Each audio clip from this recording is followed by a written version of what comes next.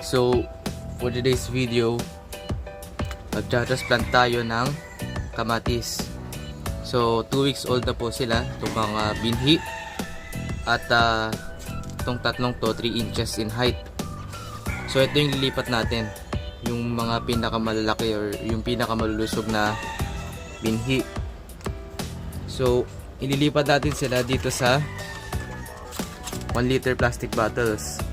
Yung ibang gardeners 2 liters. So kahit anong container po, hindi po natin kailangan ng raised bed or malalaking paso para mamunga yung ating mga kamatis. Ang importante po ay sapat yung sikat ng araw at malusog yung lupa. Ito yung tray.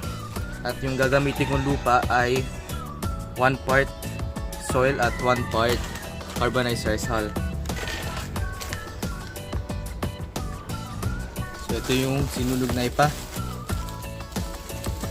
So kung meron kayong uling, pwede rin po yung gawing substitute, pero wag po kayong gagamit ng abo.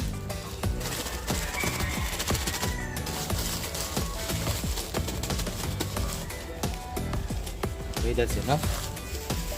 Yung purpose ng ipa or sinulog na ipa ng bigas is ma-prevent yung blight na tinatawag. Kasi ano to tawag dito, nakaka-resist siya ng amag or ng mold growth sa mga ugat. Isa pa, napapanatili niyang well draining or mabilis mag-drain yung tubig pag tayo po ay nagdidilig. Halo na siyang carbonized rice hull. Nga pala, reminder, if you're gonna make a DIY pot, siguraduhin may drainage hole. Okay? Importante po yan. Lagay lang natin dyan.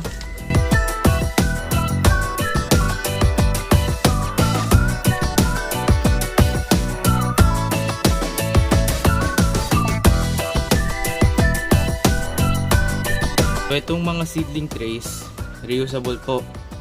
So yung ibang gardeners kasi, ginugupit yan dito para kunin yung halaman.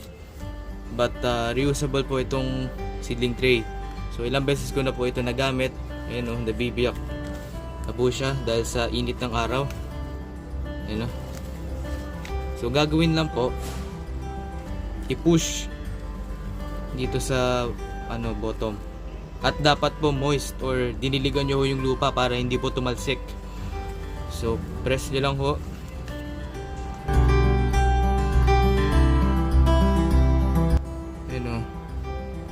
Doon pa yung mismong buto.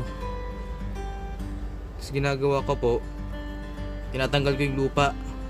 Check ko po kung may white spots or webs, dahil amag po yun at yun yung dapat bantayan natin sa pagpapatubo ng kamatis, kasi napaka-prone po nito sa blight or yung naninilaw yung dahon mula sa tuktok, tapos bababa na po yan. So, dapat po malalim. Okay? Halos kalahati ng halaman, ayan o, mga dito, ibabaon po natin hanggang dyan. The reason is, ayan o, nagsasprout po siya ng roots doon sa stem. Ayan o. So, nagpo-produce po siya ng advantageous roots. Kaya, kung mas matangkad yung seedling, mas madaling i-transplant. So, ayan. Babaon lang natin yan.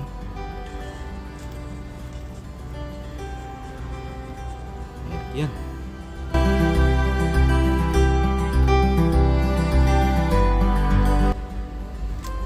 Baon natin ng malalim. Yan dyan. So, importante rin po na putulin yung mga dahon o yung lower leaves na nasa kalahati ng halaman, in case lang po na magkaroon. Kasi pag yung leaves nagka-contact doon sa soil natin, mag-i-infected, tawag dito, makakapasok na rin ho doon yung bacteria.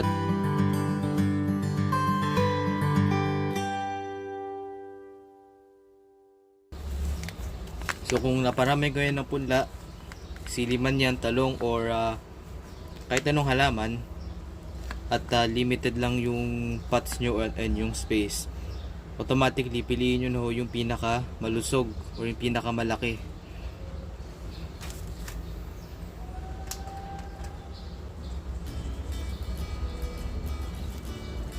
And ayan, dyan lang muna tayo magtatapos.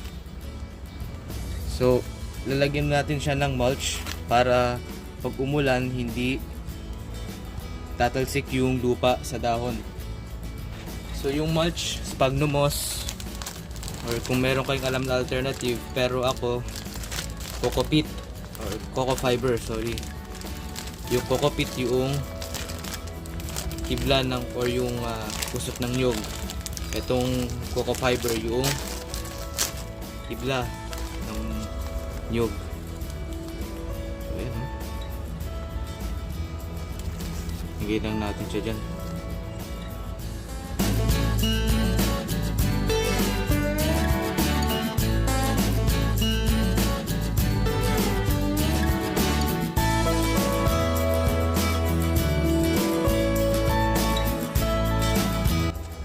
Tsaka natin didiligan.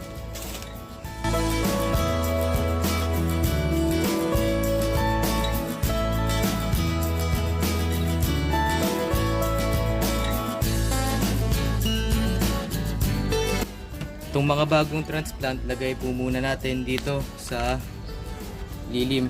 Meron akong puno ng papaya dito, tsaka iba pang malalaking halaman. So dito ko sila nilalagay. Yan. So ilalagay natin siya dyan minimum of 3 days para mag-harden or masana yung seedling sa mainit na araw. So okay, thank you for watching. Hope this helped you grow your garden and in growing tomatoes. This is Ed Cashel signing out.